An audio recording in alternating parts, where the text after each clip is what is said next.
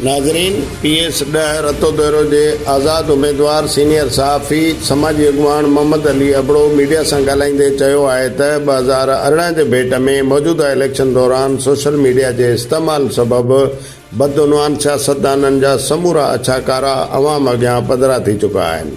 हुन अहिड़ो इज़हार सहाफ़ियुनि सां कयल हिक ख़ुसूसी मुलाक़ात में कयो।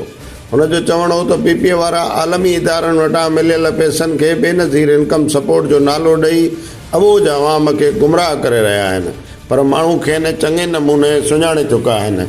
PPA वारा अखियुनि जा एॾा पका आहिनि जो अवाम जो पैसो चोराइण जे ॾोह में जेल कटण बैदि बि चवनि था त असां अवाम जा हॾ ॾोखी आहियूं। हुनजो वधीक चवणु हो त सिंध अंदरि 15 सालनि खां हुकूमत कंदड़नि अवाम जे पैसे मां करप्शन करे अरबे रुपया ठाहिया आहिनि, पर बदकिस्मतीअ सां इंसाफ़ जो निज़ाम बहितर न हुजण करे पकड़ खां उहे आजा आहिनि। 8 फरवरी पीरनि मीरनि करप्ट टोलनि ख़िलाफ़ पलांद वठण जो ॾींहुं आहे। PDM हुकूमत नेब ऐं एंटी करप्शन खे पंहिंजो कमु करणु न ॾिनो। हुननि 16 महीननि दौरान क़ौमी असम्बलीअ मां उहे कानून पास कराया जिन में संदन जी कयल करप्शन खे तहफ़ुज़ मिलियो ऐं अवाम लाइ आज़ार वधियो। असां 3 भेरो इलेक्शन विड़ी रहिया आहियूं।